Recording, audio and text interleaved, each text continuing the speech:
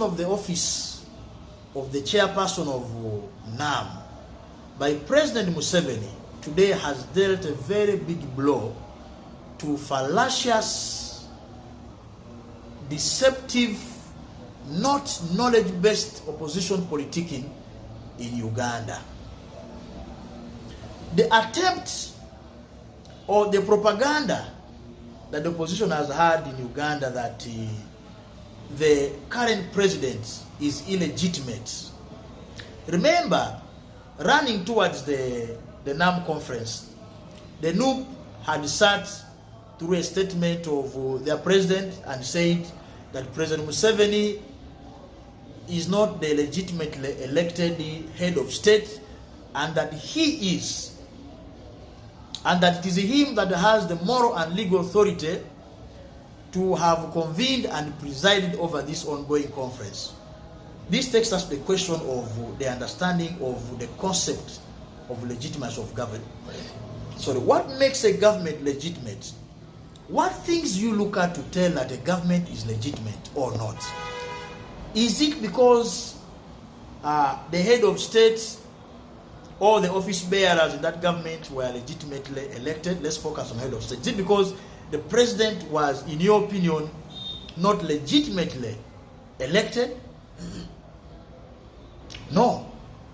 I think when you look at from a factual, from a juristic point of view, based on the norms of municipal constitutional principles and the internationally recognized principles or principles of international law, it is not true that the legitimacy of government is based on whether or not it was legitimately elected. Legitimacy of government, the lawfulness of government in a particular territory is based on two principles. One is domestic acceptance of the government by its people. Domestic acceptance, because in a very many constitutional frames, you'll have mostly Article 1 say the people are sovereign. All power belongs to the people. All power belongs to the people. If that is true, then it should follow that the people's acceptance of a government must give a government legitimacy. When you look at here in Uganda, ask yourself honestly, as you continue to say the government is not legitimate and that President Museveni is not legitimately elected and is not the head of state, what do the people say? How are they exercising their sovereignty? Are they paying taxes to government? Because you see, the state, between the state and the people is the law. The state exercises its authority through laws, through regulations, through commands, through dictates. Do the people follow these dictates? Do they obey these laws? Have they submitted to the authority of the state? If they have, then the people are deemed to have subjected their will to accept the government, and that in itself must give government its legitimacy. Once the will of the people, once people are paying their taxes, the farmer is going to the field to plow his land. The civil servants in central government have resumed offices. The local government officials are working. The courts are working. Businesses are open. Merchants are going to their shops. Customers are buying their goods.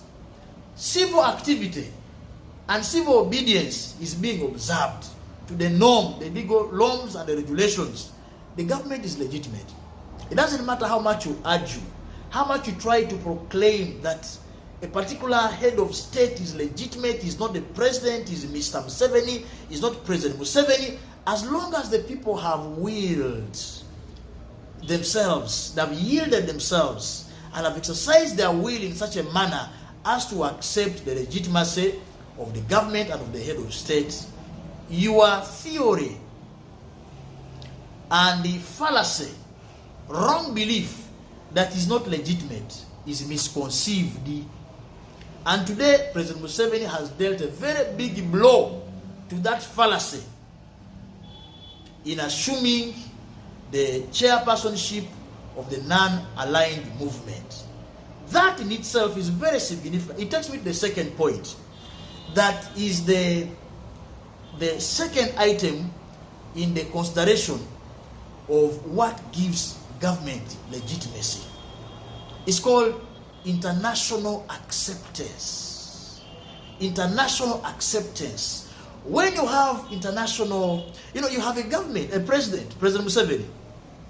He can go to any country that he would want to visit. He can go to walk into any foreign mission in Uganda. There is no warrant of arrest for him in the world today. He can freelance and move around as he so desires. Go and address any conference or convention anywhere in any part of the world without any hindrances. And today he assumes the chairpersonship of the NAM, an organization, a global organization of several countries around the world. Really, can't you see that there is international acceptance of this particular government throughout the globe, and of Mr. Museveni, as he choose to call him, as the legitimate head of state, thereby giving this government of Mr. Museveni legitimacy? Can't you see that? So two things I'm discussing that give government legitimacy. It is not that they rig elections. A government or a head of state can even rig elections. But as long as after he rigs, or he could choose to overthrow a government through a coup d'etat, through a revolution, a government, a military takeover. It doesn't matter. In the constitutionally recognized norms within several municipal constitutions, and from a juristic point of view, in the face of international law, once the government attains two things: one, the people have accepted it; two, it has gained international recognition, the government is legitimate. So I think the opposition need to get their politics correct. They need to get their concepts correct. They need to get their ideology correct. Otherwise, they will be affected in their progression to office. Their results, you will waste a lot of time politicking wrongly, trying to say President Museveni is Mwami Museveni. He is not the head of state. Get your theories correct. Get your concepts correct. And you will not waste time in the wrong propaganda. Get it correct. Thank you so much.